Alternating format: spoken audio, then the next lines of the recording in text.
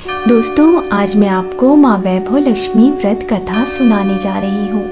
कथा सुनने से पूर्व माँ वैभव लक्ष्मी का ध्यान करें, माँ लक्ष्मी के 8 स्वरूप को नमन करें और माँ लक्ष्मी के सत्वन का पठन या श्रवण करें। हाथ जोड़ के माँ का ध्यान करें। ओम या रक्तांबुजवासिनी विलसिनी चंडाशु तेजस्विनी या रक्तारुधिरांबरा हरिसखी या श्रीमन्नोलादिनी या रत्नाकर मंथनात् प्रकटितां विष्णु स्वागहिनी या मां पातु मनोरमा भगवती लक्ष्मीश्च पद्मावती।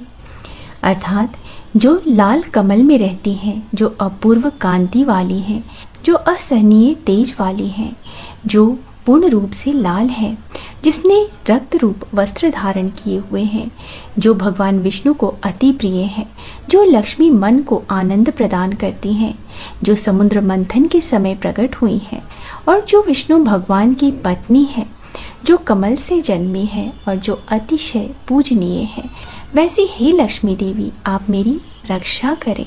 अब माँ को नमन करते हुए पूर्ण भक्ति भावना से श्रद्धा पूर्वक कथा का श्रवण करें। एक बड़ा शहर था। उस शहर में लाखों लोग रहते थे। पहले के ज़माने के लोग साथ साथ रहते थे और एक दूसरे के काम आते थे, पर नए ज़माने के लोगों का स्वरूप ही कुछ अलग सा है। सब अपने अपने कामों में मग्न रहते हैं, किसी को किसी की परवाह नहीं। घर के सदस्यों को भी एक दूसरे की परवाह नहीं होती। भजन कीर्तन, भक्ति भाव, दया माया, परोपकार जैसे संस्कार कम हो गए हैं। शहर में बुराइयां बढ़ गई हैं। शराब, जुआ, रेस, व्यभिचार, चोरी, डकैती आदि बहुत से अपराध शहर में होते रहते थे। कहावत है कि हजारों निराशा में एक आशा की किरण छुपी होती है। इसी तरह इतनी सारी बुराइयों के बावजूद शहर में कुछ अच्छे लोग भी रहते थे। ऐसे अच्छे लोगों में शीला और उसके पति की गृहस्थी मानी जाती थी।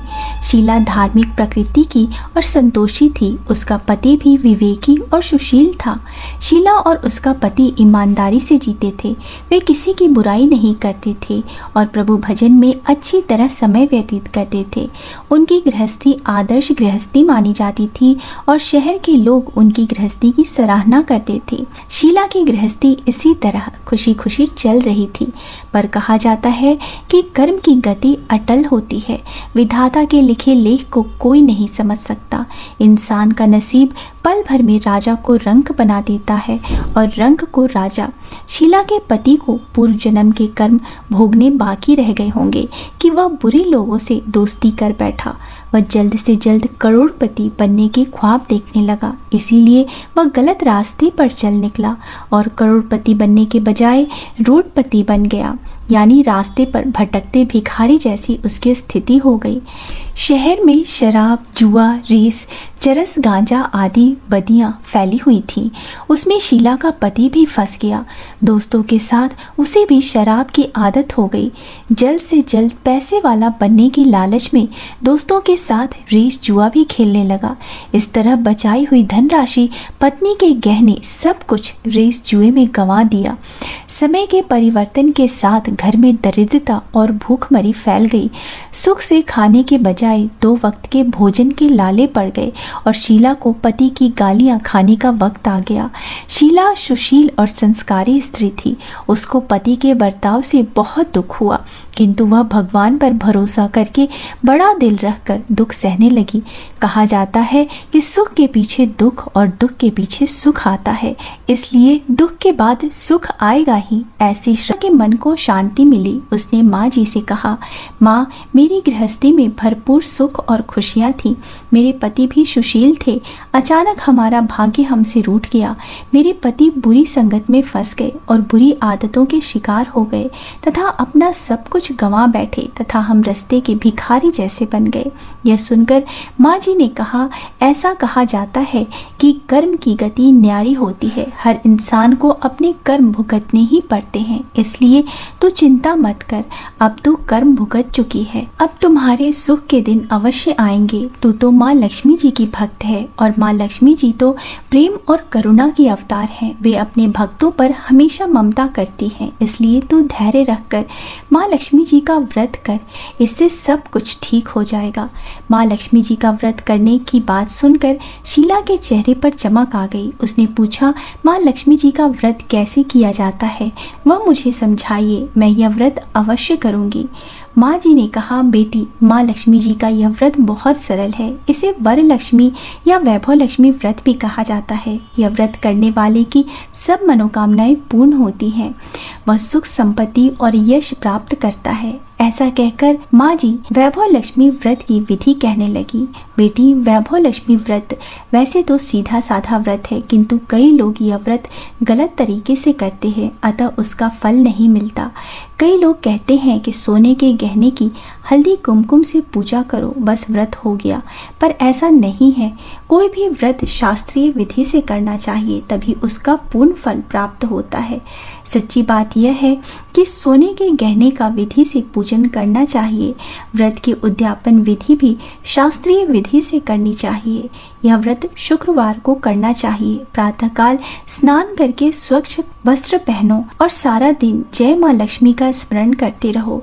किसी की शिकायत नहीं करनी चाहिए। शाम को पूर्व दिशा में मुख करके आसन पर बैठ जाओ। सामने चौकी रखकर उस पर रुमाल रखो। रुमाल पर चावल का छोटा सा ढेर करो।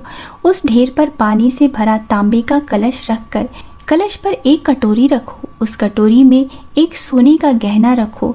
सोने का न हो तो चांदी का भी चलेगा, चांदी का न हो तो नगद रुपया भी चलेगा। बाद में घी का दीपक जलाकर धूप सुनगा कर रखो।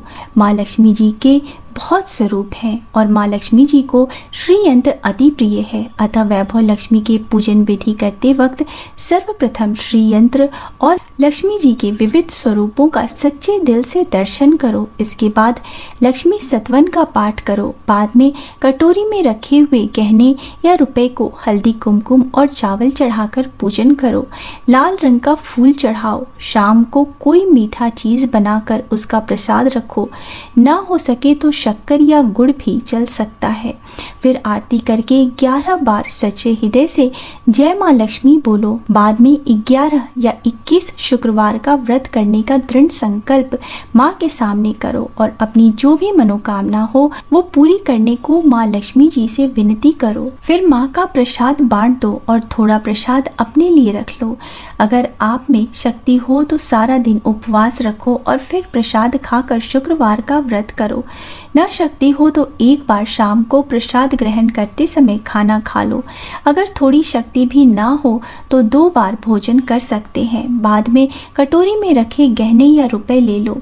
कलश का पानी तुलसी की क्यारी में डाल दो और चावल पक्षियों को डाल दो। इसी तरह शास्त्रीय विधि से व्रत करने से इसका फल अवश्य मिलता है। इस व्रत के प्रभाव से सब प्रकार की विपत्ति दूर होकर मनुष्य सुखी हो जाता है। संतान न हो तो संतान की प्राप्ति होती है। सौभाग्यवती स्त्री का सौभाग्य अखंड रहता है। कुंवारी लड़की को मन भावन पति मिलता है। शीला यह सुनकर आनंदित हो गई। फिर पूछा, माँ, आपने वैभव लक्ष्मी व्रत की जो शास्त्रीय विधि बताई है वैसे मैं अवश्य करूंगी, परंतु इसके उद्यापन विधि किस तरह करनी चाहिए यह भी कृपया करके सुनाइए। माँ जी ने कहा, 11 या 21 जो मन्नत मांगी हो उतने शुक्रवार यह वैभव लक्ष्मी व्रत पूरी श्रद्धा और भावना से करना चाहिए। व्रत के आखिरी शुक्रवार को खीर का नैवेद्य रखो। पूजन विधि हर शुक्रवार को करते हैं वैसे ही करनी चाहिए। पूजन विधि के बाद श्रीफल फोड़ो और कम से कम 7 कुंवारी या सौभाग्यवती स्त्रियों को कुमकुम का तिलक करके वैभव लक्ष्मी व्रत की एक पुस्तक उपहार में देनी चाहिए और सबको खीर का प्रसाद देना चाहिए। फिर धन लक्ष्मी स्वरूप वैभव लक्ष्मी स्वरूप माँ लक्ष्मी जी की छवि को प्रणाम करें। माँ लक्ष्मी जी का यह स्वरूप वैभव देने वाला है। प्रणाम करके मन ही मन भावुकता से माँ की प्रार्थना करते वक्त कहें, हे माँ धनलक्ष्मी, हे माँ वैभव लक्ष्मी, मैंने सच्चे हृदय से आपका व्रत पूर्ण किया है, तो हे माँ हमारी मनोकामना पूर्ण कीजिए, हमारा सबका कल्याण कीजिए। जिसे संतान न हो उसे संतान देना, सौभाग्यशाली स्त्री का सौभाग्य अखंड रखना, कुंवारी लड़कियों को मन भावन पति देना। आपका यह चमत्कारी वैभव लक्ष्मी व्रत जो करे उसकी सब विपत्तियां दूर करना, सबको सुखी करना। हे माँ आपकी महिमा अपरंपार है। माँ जी के पास से वैभव लक्ष्मी व्रत की शास्त्रीय विधि सुनकर शीला भाव विभोर हो उठी। उसे लगा मानो सुख का रास्ता मिल गया। उसने आंख बंद करके मन ही मन उसी क्षण संकल्प किया कि हे माँ वैभव लक्ष्मी, मैं भी माँ जी के कहे अनुसार श्रद्धापूर्वक शास्त्रीय विधि से वैभव लक्ष्मी व्रत 21 शुक्रवार तक करूंगी और व्रत की शास्त्रीय रीति के अनुसार उद्यापन भी करूंगी। शीला ने संकल्प करके आंखें खोली तो सामने कोई न था। वह विस्मित हो गई कि माँ जी कहाँ गई। यह माँ जी तो दूसरा कोई नहीं, साक्षात लक्ष्मी जी ही थी। शीला लक्ष्मी जी की भक्त थी, इसलिए अपने भक्त को रास्ता दिखाने के लिए माँ लक्ष्मी देवी माँ जी का स्वरूप धारण करके शीला के पास आई थी। दूसरे दिन शुक्रवार था। प्रातःकाल स्नान करके स्वच्छ कपड़े पहनकर शीला मन ही मन श्रद्धा और पूरे भाव से जय माँ लक्ष्मी का मन ही मन स्मरण करने लगी। सारा दिन किसी की शिकायत नहीं की। शाम हुई तब हाथ पांव धोकर शीला पूर्व दिशा में मुंह करके बैठी। घर में पहले तो सोने के बहुत से गहने थे, पर पति ने गलत रास्ते पर चलकर सब गिरवी रख दिए। पर नाक की कील बच गई थी। नाक की कील निकालकर उसे धोकर शीला ने कटोरी में रख दिया। सामने पाटे पर रुमाल रखकर मुट्ठी भर चावल का ढेर किया। उस पर तांबे का कलश पानी से भरकर स्थापित किया। उसके ऊपर कील वाली कटोरी रखी। फिर विधि पूर्वक वंदना, सतवन, पूजन वगैरह किया और घर में थोड़ी शक्कर थी, वह प्रसाद के रूप में माँ वैभव लक्ष्मी को समर्पित किया। यह प्रसाद पहले पति को खिलाया। प्रसाद खाते ही पति के स्वभाव में फर्क पड़ गया। उस दिन उसने शीला को मारा नहीं, सताया भी नहीं। शीला को बहुत आनंद हुआ। उसके मन में वैभव लक्ष्मी व्रत के लिए श्रद्धा बढ़ गई। शीला ने पूर्ण श्रद्धा भक्ति से 21 शुक्रवार तक व्रत किए। 21वें शुक्रवार को विधि पूर्वक उद्यापन विधि करके 7 स्त्रियों को वैभव लक्ष्मी व्रत की 7 पुस्तकें उपहार में दी। फिर माता जी के धन लक्ष्मी स्वरूप की छवि को वंदना करके भाव से मन ही मन प्रार्थना करने लगी। हे माँ धनलक्ष्मी, मैंने आपका वैभव लक्ष्मी व्रत करने की मन्नत मानी थी, वह व्रत आज पूर्ण किया है। हे माँ, मेरी हर विपत्ति दूर करो, हमारा सबका कल्याण करो। जिसे संतान ना हो उसे संतान देना, सौभाग्यवती स्त्री का सौभाग्य अखंड रखना, कुंवारी लड़की को मन भावन पति देना। जो कोई आपका यह चमत्कारी वैभव लक्ष्मी व्रत करे उसकी सब विपत्ति दूर करना, सबको सुखी रखना। हे माँ, आपकी महिमा अपरंपार है। ऐसा बोलकर लक्ष्मी जी के धन लक्ष्मी स्वरूप की छवि को प्रणाम किया।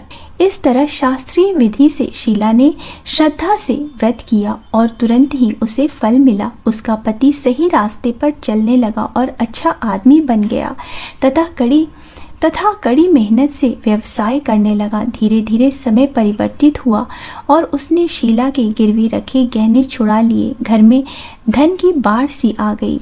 घर में पहले जैसे सुख शांति छा गई। वैभव लक्ष्मी व्रत का प्रभाव देखकर मोहल्ले की दूसरी स्त्रियां भी शास्त्रीय विधि से वैभव लक्ष्मी का व्रत करने लगी। हे माँ वैभव लक्ष्मी, आप जैसे शीला पर प्रसन्न हुई उसी तरह आपका व्रत करने वाले सब पर प्रसन्न होना, सबको सुख शांति देना। जय धन लक्ष्मी माँ, जय वैभव लक्ष्मी माँ।